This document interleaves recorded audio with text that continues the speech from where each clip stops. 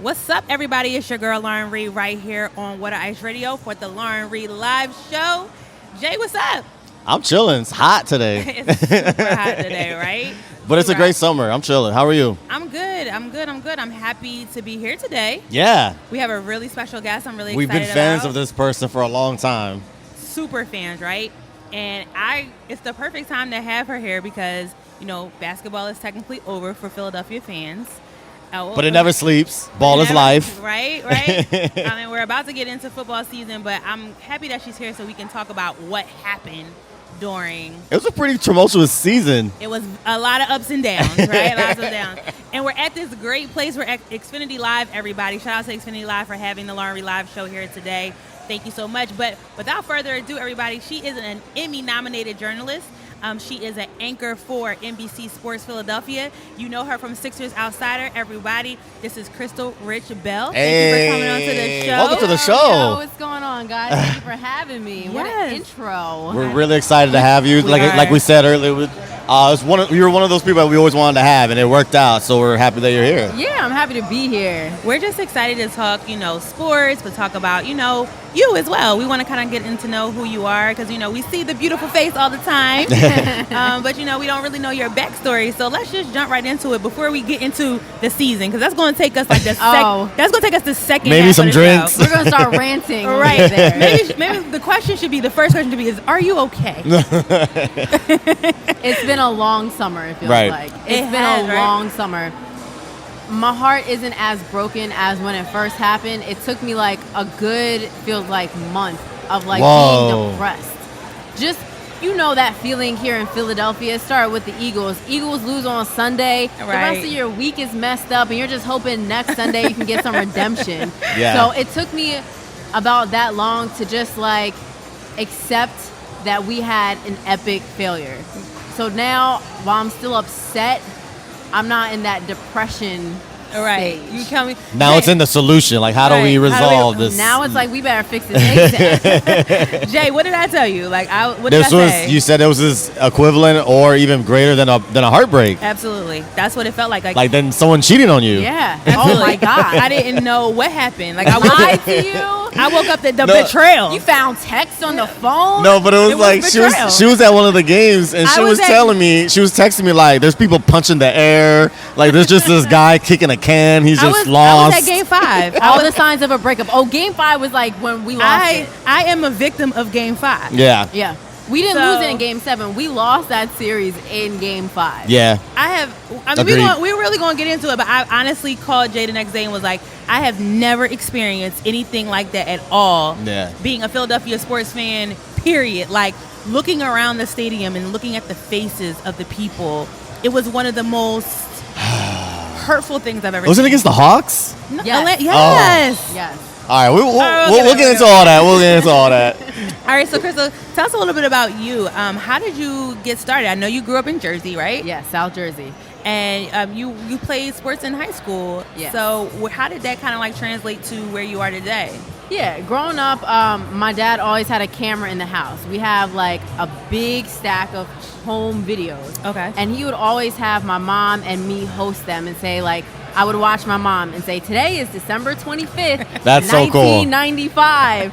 So I'm looking at her like, oh, I want to do that. And our household, just like the Philadelphia market, is so big on sports. Like For sure. My grandfather, he was like the first black man in Pennsylvania to be like first all-state playing basketball. Before Kobe's time, Lower Marion. So sports were always very close to our heart. Okay. We would rush home from church on Sunday, sit in the very back pew because we needed to watch the game and be for the game on time. That's crucial, So the back pew. That was our family. So it was kind of like that cultivated my passion for sports. And then I already had the passion for talking. And my mom put it into my mind like, okay, you like to talk. Here's what you can do. You can go to college. You can major in communication. You can study journalism. You can be a talk show host. Right. But because I like sports so much, that's where I gravitated towards. And in high school, I played basketball. I ran track. former hurdler. I still got some hip issues from it. Oh wow! But what was your role on the basketball team? What was your role? I was a 2. Okay, you getting those buckets. Yeah, I was trying. Were you shooting more than Ben? I'm sorry. I said I wasn't. If you couldn't see, I gave her a look. Of course, I was taking them. You were taking them. So you went to Rutgers. So when you went into Rutgers, you were a communications major. Mm-hmm. So how did college go?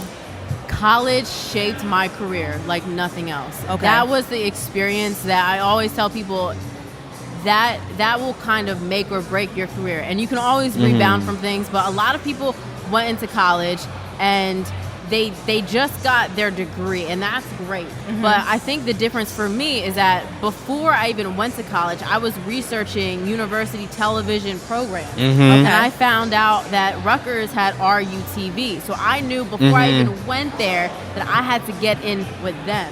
They trained me on how to do everything behind the scenes, how to shoot a camera, how to edit video, how to produce a show, how to produce a package. So you're tri-skilled, so you know everything. Everything. I had the same major in Temple, and they really specify for you to know all the ins and outs.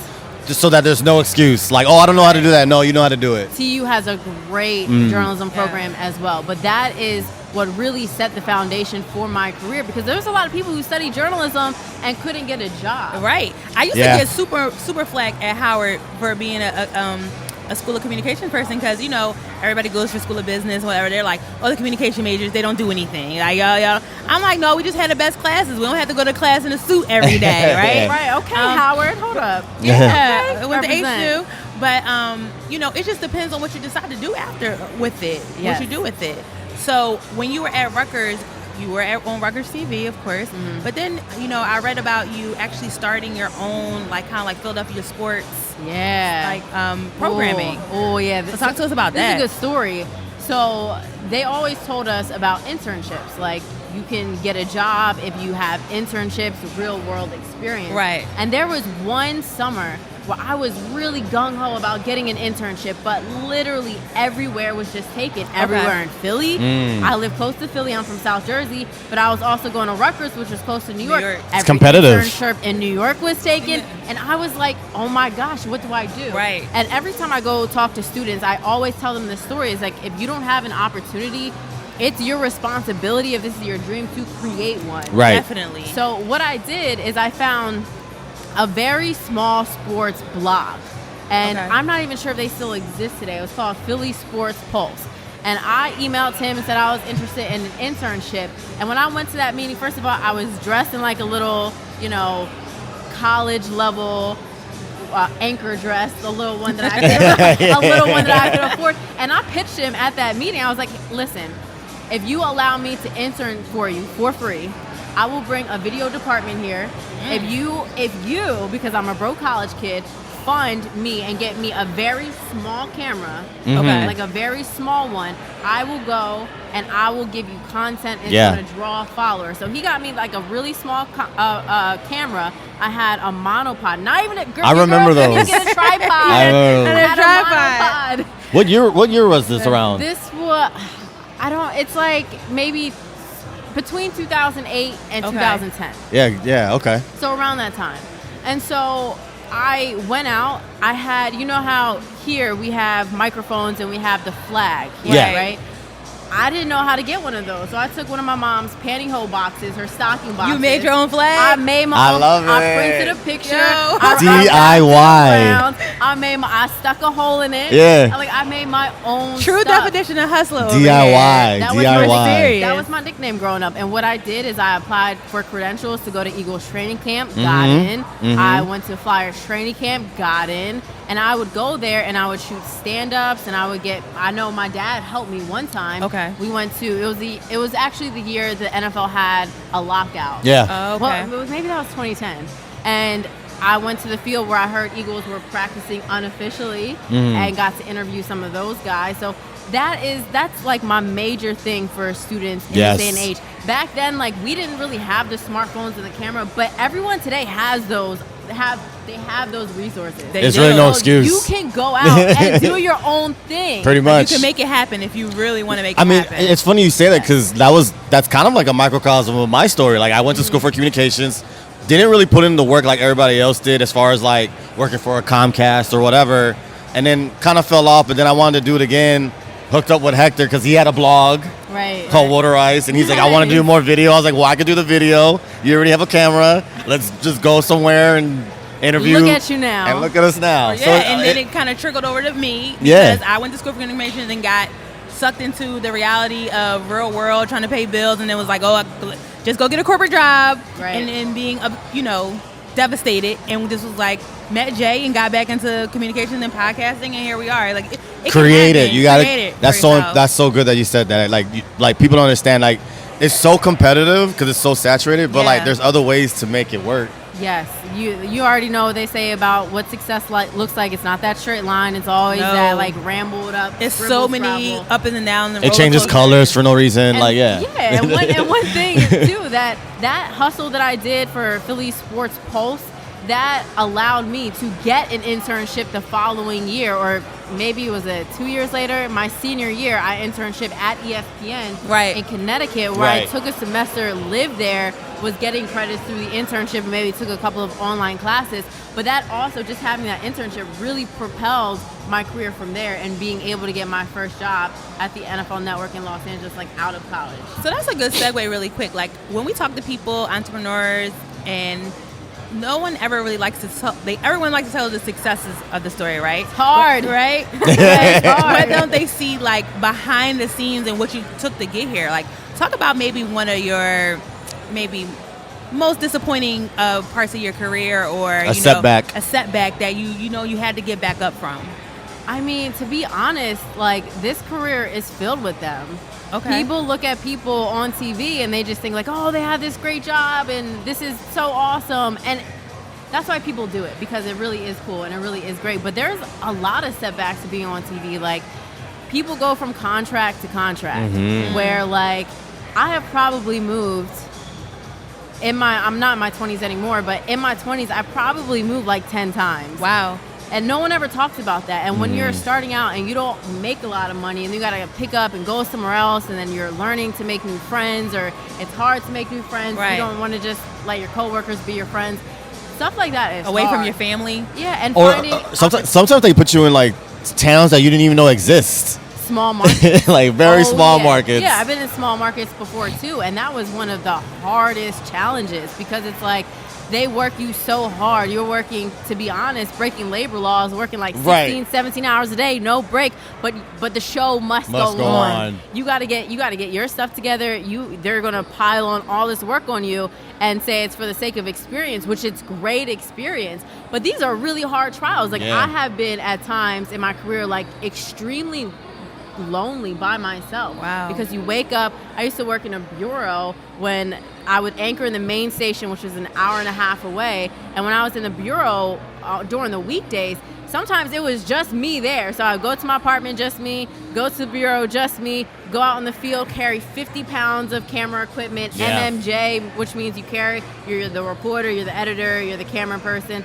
So this career path has been extremely difficult. However, people stick with it because the payout on the other side is good. And that's really with anything. If you can stick with it. It's outlasting.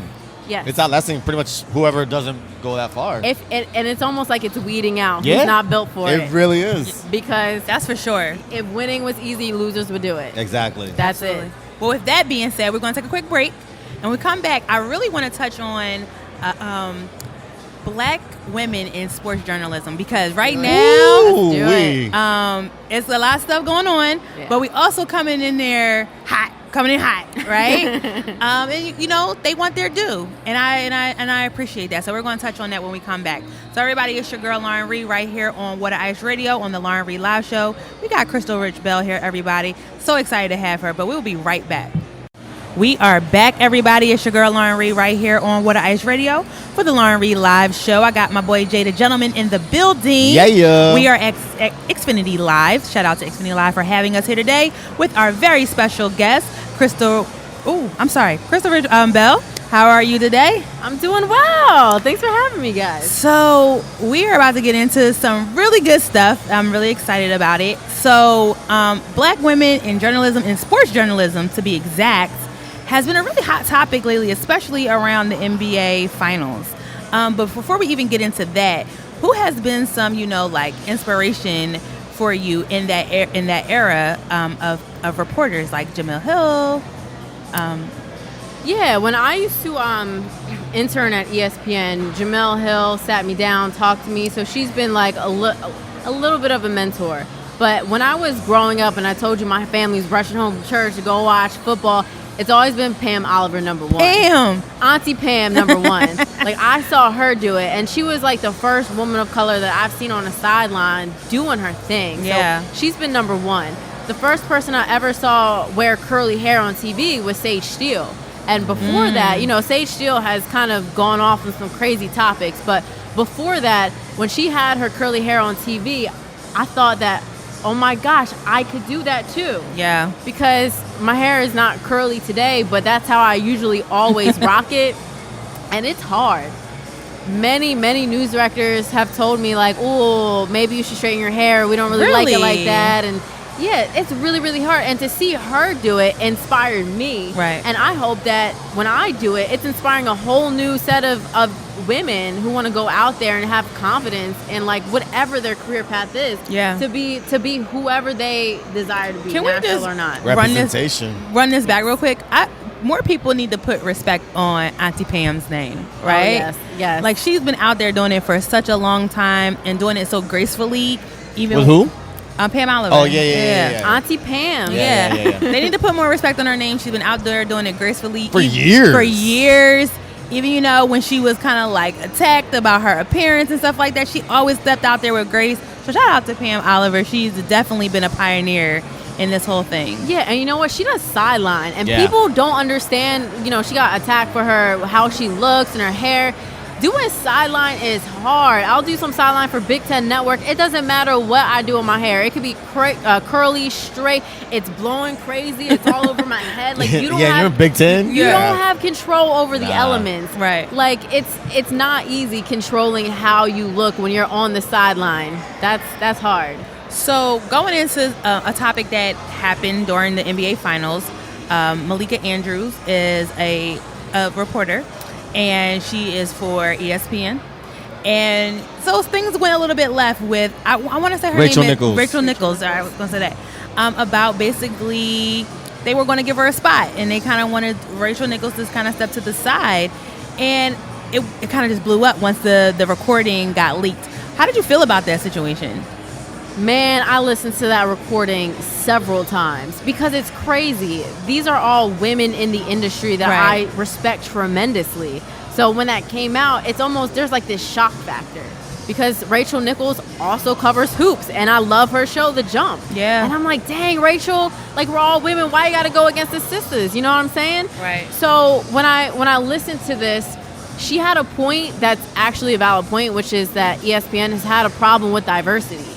And although you see like black people on the air, they have had a problem with diversity and diverse opinions. I mean, Jemele Hill left or left. So I think that her comments were very hurtful because, number one, while we all want to make sure that women of color get equal opportunities, and not just because we're women of color, but based off their skill, her comments made it seem like, or assume that Maria was only getting these opportunities or because she was a minority and not because she's talented and skilled, a former athlete, a tremendous reporter, a great anchor, but it was because ESPN is lacking in diversity, which they have been for a while. Right. So that has to be the only reason. Don't take away from me. Understand her not wanting to get her spot taken away, but she completely negated that she's worthy. So do you feel like maybe possibly Malika kind of felt like they're just throwing this at me now? Because like after the whole scandal, they still gave her the position. She killed the NBA Finals. Shout out to her, right?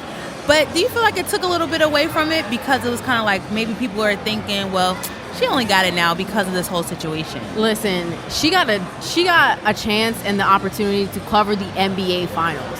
Like, some people will never have that opportunity in their entire life. And it's not like Malika Andrews was a poor reporter and they just threw her on this because they needed someone. Mm-hmm. If that were the case, then sure, maybe some people would feel like that. But I feel like, unfortunately there was this unfortunate circumstance that gave her an opportunity. Mm-hmm. And out of that opportunity, I hope to see her grow and do even more things and better things from there. Right. So no, I don't think that it dampened her opportunity and how she felt about it, but it was probably from a reporter's perspective, like very last minute to just jump on, because it was very close to the finals. It was like a week before? It was like 2 days before. It was very, or very soon. Yeah, it was soon. Since, the whole thing with Malika Andrews, and she's done an outstanding job, where do you think that takes women of color in the sports journalism industry now? Do you think that we're over the hump?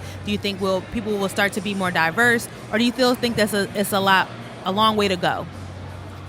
Well, I still feel like there is a way to go, maybe not as long. But when you get into decision-making rooms, a lot of times they're not people of color, and It's not very diverse. So I do believe those rooms have to change as well. Mm-hmm. And when those rooms change, then that offers more diversity in many different forms. I remember a former mentor of mine got a job in one of those rooms as a man of color, and he would tell me, Krystle, I like your hair curly. He went on his network and he hired women of color. So like when things change behind the scenes and they change on air, I think that we're getting closer, maybe not quite there yet, but getting opportunities for Maria Taylor, for Malika Andrews and other women of color, and showing that they are capable, they are worthy of doing this work. I think that is what also presses things forward. And when people understand that, like, if I could just be like frank with you guys, we control the culture. No, like for sure. Everything. We are the culture. Yeah. So like when you try to get everything that looks the same in a room, that's usually like no diversity. Like you are cutting off a huge portion of your viewing. Absolutely. SportsCenter wasn't cool until Stu Scott got there. Yes. Let's be 100%. When he came in he changed everything. And then people started watching it as a now it's like a pop culture in the zeitgeist. It wasn't just to get news. Right. Yes, he was a tremendous writer. He made it fun. Absolutely. And then you got the Stephen A. Smiths later on, and then Jamel Hills, and I love Sage Steele. That's my girl. Shout out to Sage Steele. But yeah, so it just makes more sense. So, I mean, we need to be in those rooms. And I think that's just with a lot of things across the board when it comes to diversity. For sure. Everyone's talking about diversity and inclusion. But it's like, all right, well, cool. Well, then we need to be at that table. We need to have the seat at the table. Yes. And it's just not in sports. It's with everything. And once we get that and we can start changing the minds, then we can get to a place where we can say, okay, our just due is definitely there. Solange will be proud. A seat at the table. A seat at the table, right? All right, everybody. Or if not, just make your own table. Right there. We can do it. Here we go. That's my point. We just talked about that, right? I'm all about making my own table. I'll find the tools. Get the screwdriver. Yeah, I mean. Let's go. All right, everybody. We're going to take a really small, quick break. And when we get back, this is the reason why this girl is here. We're talking Sixers, y'all. And as hurtful as it's going to be, right? Earrings are coming off. Listen, I'm going to tell you something. I've heard a couple of your Ben rants, especially during the trade season. A lot of smart Philly sports fans in the city. Exactly. So we're about to get into it, but we want to take a really quick break, everybody. It's your girl, Lauren Rei, right here. What Ice Radio. We got Krystle Rich Bell, my boy, Jay the Gentleman. We'll be right back.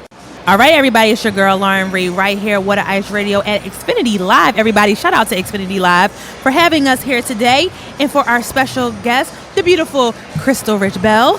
So we're not going to waste no time. Sixers, let's talk about it.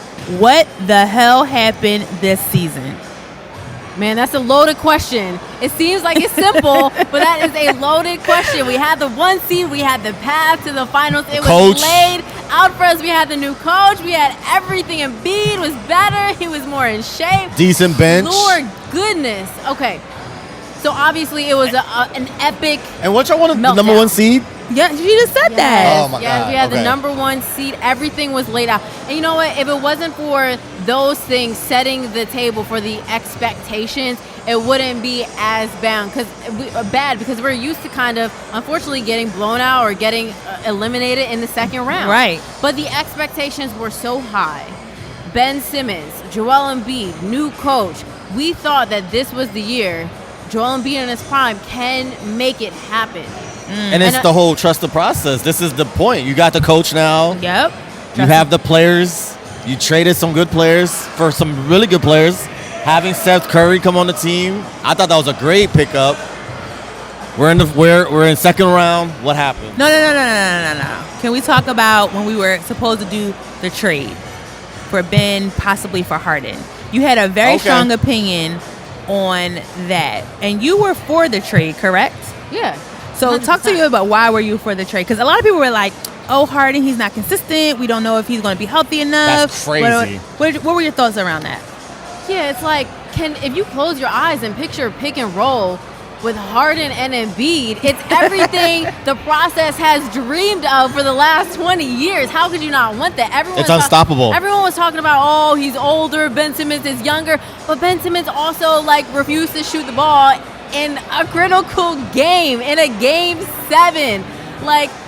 And this is way before it happened. I wanted it to go down. Yeah. And I was so passionate about getting him here because, listen, my whole thing about the last episode of Sixers Outsiders, we can't waste Joel Embiid's prime years. Can't do it. No. And Harden might not have 10 more years in the league, but what he could have is a year during Joel Embiid's prime that could get you to where you wanted to go. After that, I really don't care. I don't care if you play 10 years for us. That's not what I'm about. I'm trying to win. Get us the ring. Well, I'm trying to win. And there's two things about Harden that people don't really understand. People forget how much of a distributor he was when he was with OKC off the bench. He was a great he was assist amazing. leader. He was an assist leader. And then when he got in the system with D'Antoni, obviously he had to make his own shots, a lot of ISOs or whatever, but he still has the capability to distribute the ball, as you see with Brooklyn. Right. Where he totally turned the team around when he got there, because now he doesn't have to be the one that has to make all the shots. Yep. You got Durant and Kyrie whenever he's not doing his own shit. But you see that, and then now that you see the aftermath, it's like, dude, y'all are in the finals if y'all have Harden. Yeah, and you know what? I think that because Daryl Morey used to work in Houston, right. Yep. And his GM that came after him, it's almost like for him, the new GM, it'll almost be like doing a deal with the devil. You don't want to step into someone's shoes and then submit to them.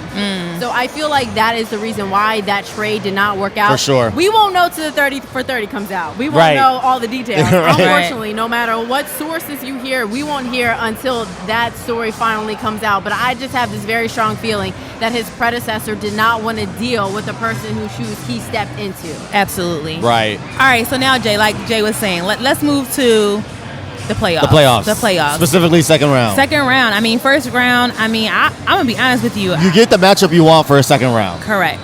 Atlanta Hawks. There was no All-Star other than Trae Young. No. Right? It should have been pretty simple, right? Yeah.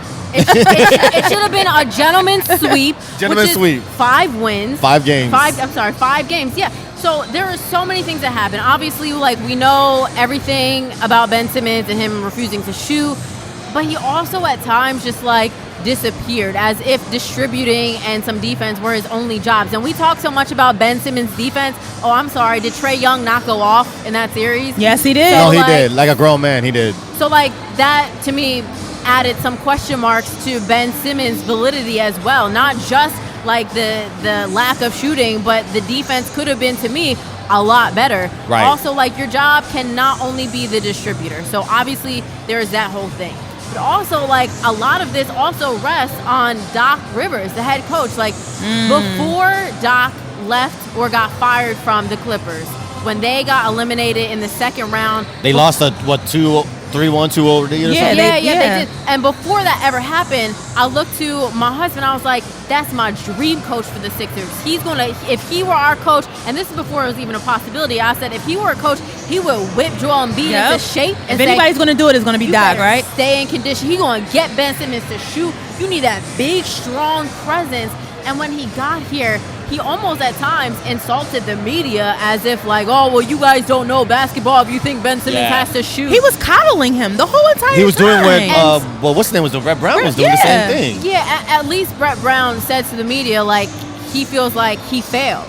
And obviously, I wouldn't pick those words, but he admitted his faults and his shortcomings with Ben Simmons. For sure. Now, who knows what kind of conversations he was having with Ben behind the scenes? Because I have an idea. There is that mindset of you want to protect your player from the media, because Ben may not be as mentally tough for a market like Philadelphia, who will rip you to shreds. No, he's so maybe not. there is a little bit of that going on where he wanted to protect his player. But at the end of the day, he did not get Ben Simmons to do what we thought he would. No, he didn't come up for it. He didn't help with the assignment. And he didn't do it. And aside from that, Doc did a terrible job at adjusting. Yes. And he did a terrible job with his rotations. And this was leading up to the second round. He did that when he was at the Clippers. We thought that, oh, maybe he'll bring something new out of his bag, and oh, he wouldn't do this in the playoffs. The same thing. Turns out we were wrong. He did those things in the playoffs. Can we talk about Doc? Because like we're still harping on the 2008 Finals championship that he has, but that was 2008.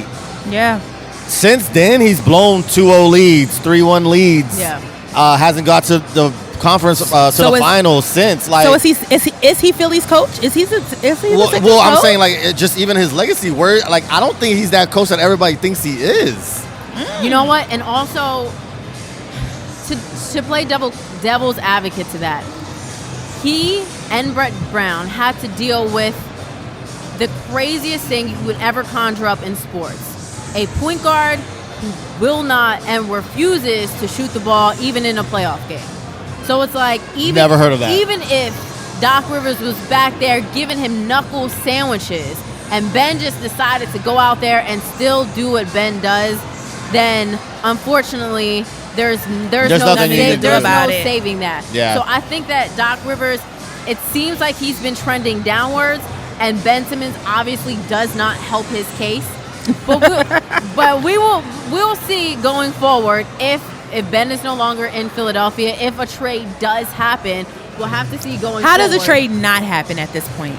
A trade does not happen because Ben Simmons had, I believe, a $174 million contract. He's getting like $36 million a year. They broke him off, and unfortunately, in the NBA, like someone's still going to have to pay out that contract, whether it's the 76ers or another team. Right. So right now, when you're in the playoffs, like you're on the world stage, like everyone is watching. Everyone saw Ben Simmons' refusal to shoot or even, dunk the ball at times. So his value has plummeted. And because of that, it can be hard to get the trade value that you want to get for him. So we don't want to give off Ben Simmons, who broke off, for someone who's just like, he's okay. Like, we want to get someone at least monetarily of equal value. But unfortunately, it seems like that could be hard to come by. So let's just play hypotheticals. Ben does come back, right? How does that affect the team? Yeah. Look, if I was on the bench, I'm like, shoot! Like, I'm just like yelling. I'm sure come on. We saw how Thibault looked at him at that one critical play in Game 7. Like, yo, bro, what are you doing? But like, how is he a cancer to the team now? This is Joel Embiid's team, and every step of the way, you have to keep him informed. Yeah. No matter what. Because you don't want Joel Embiid to now be disgruntled and request a trade. Unmotivated. Or unmotivated or whatever the case may be. So that's first and foremost. Now, actually, I think the best scenario, and a lot of people disagree with me, is for Ben Simmons to actually come back. But I will say that the fans cannot be fooled, though. I want him to come back before the trade deadline, which in a regular season would be in February. Obviously, this year, with the season starting later, it was a little bit later in the season. Right. But I think he should come back to try to get that trade value up. To be honest with you, I don't care if Ben Simmons starts shooting. I don't care if he starts making a few. He's already shown me everything I need to know. That's why I say to the fan base, don't get fooled. But I would like to see him come back, get his trade value up a little bit, so it's like a tryout. So we can get better assets. So we can still make him uncomfortable. I mean, honestly, that's in our DNA to do that. And that's why I say to the Philly fans, like, we actually got to play this with a little finesse. Like, if you go to the games, go out there and cheer him on and make him a better player. Because Ben Simmons before, I know it's going to be hard to do, but hear me out. Ben Simmons before said, when Serena Winters was our sideline reporter, he told her, we're afraid to lose at home. So those cheers, they affect him more than I think other players, other all-stars.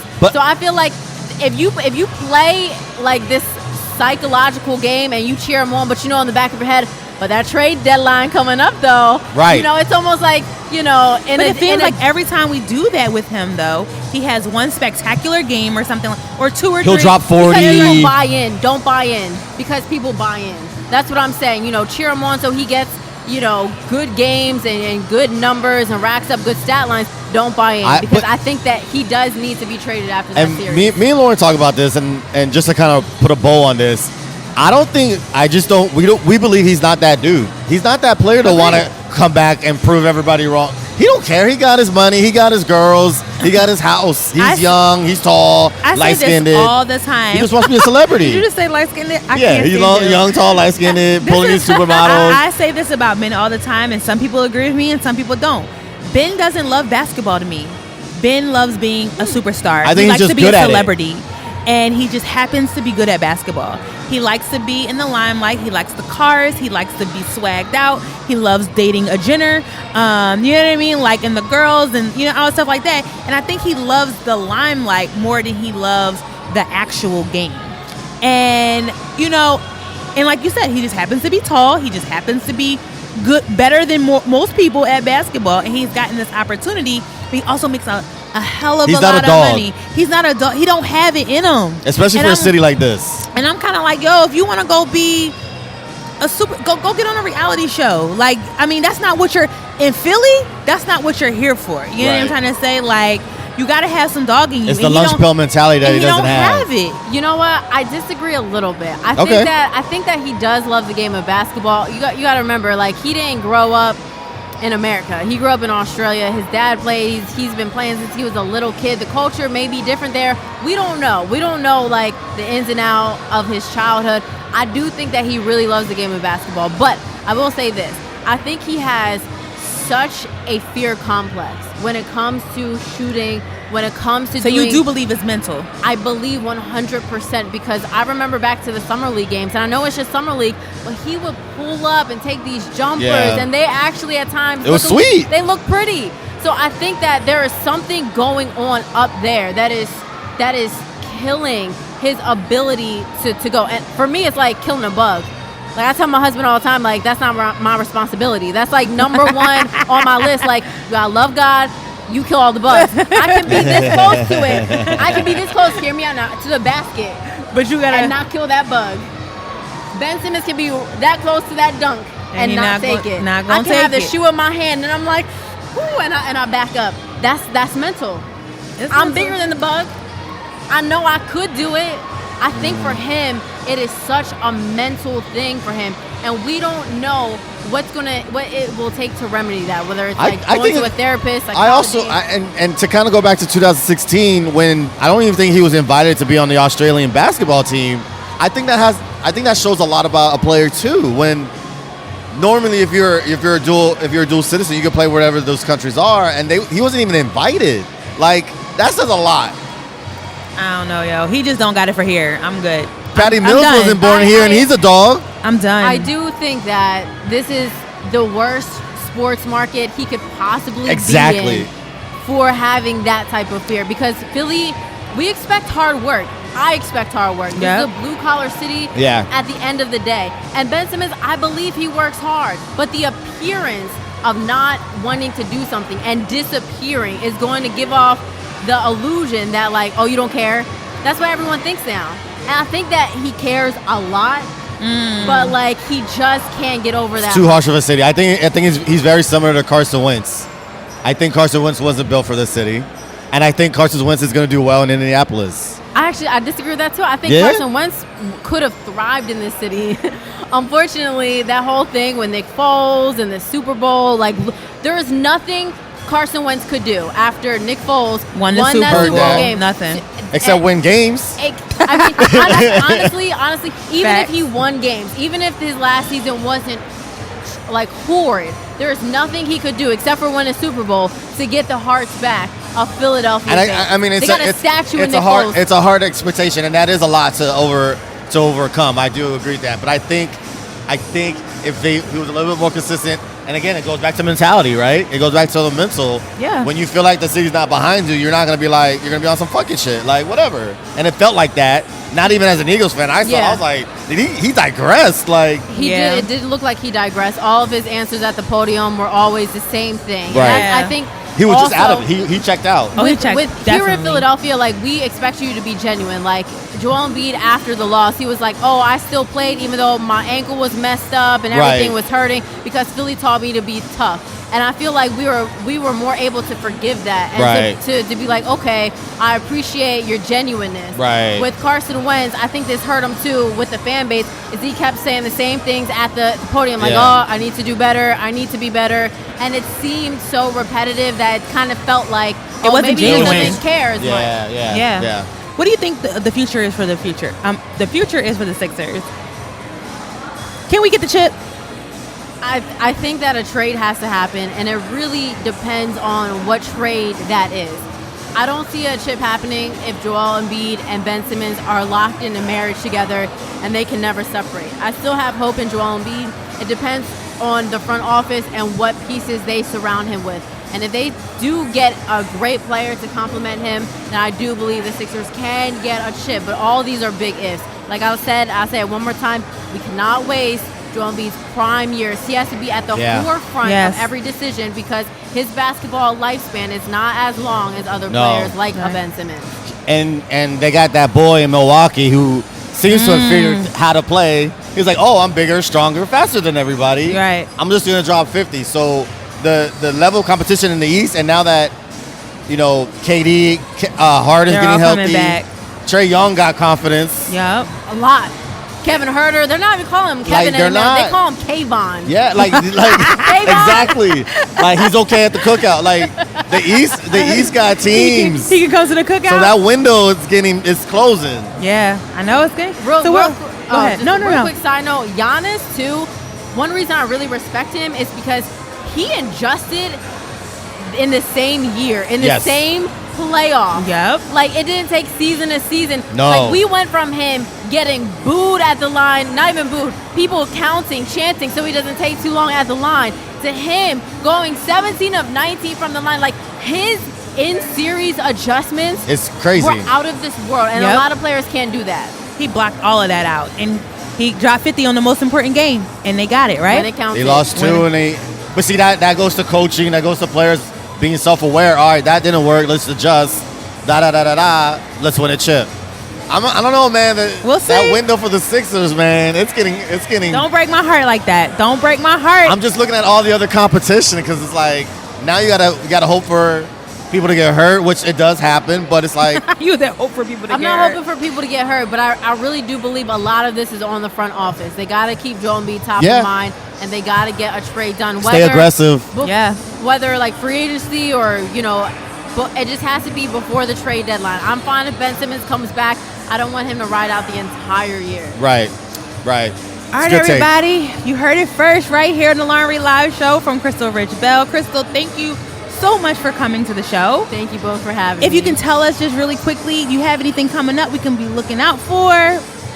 Yeah, coming up in September, I'll be on the sidelines for a ton of Big Ten football games. Nice. So you can catch me in Maryland, I think Rutgers. It's pretty much all your Saturdays. You have any predictions for Big Ten? Who's going to take it?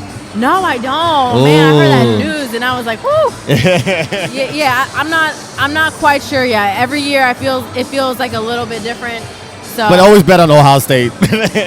You're pretty good. I'm from Rutgers, so I can't. I always want to say Rutgers. Any other school, I would just have to say it internally. Sure. But if I had to pick, I'm gonna say my school, RU. Let's go. Scarlet Knights. And really quick, if our viewers and everyone wants to follow you, where can they find you? At Krystle Rich on all my platforms. KRYSTLE RICH. All right, everybody. So promise us one thing, that next season We can maybe sneak you in here, kind of like mid-season with all if we get some changes going on. I'm here for the rant. About it, right? Let's do it. I'm in. Look, she keep it so real. I'm like, this is gonna be perfect. The rants are the best. Right. Keep doing those, please. Gotta keep this girl on the show, right? All right, everybody. It's your girl Lauren Rei right here on Water Ice Radio for the Lauren Rei Live Show. Make sure you are following us on all streaming platforms, right? That's Apple Pod, that's on Google Play, YouTube. Spotify, YouTube. It's on all of them. So just subscribe to all of them. Subscribe to the show. Also, make sure you are following waterice.com.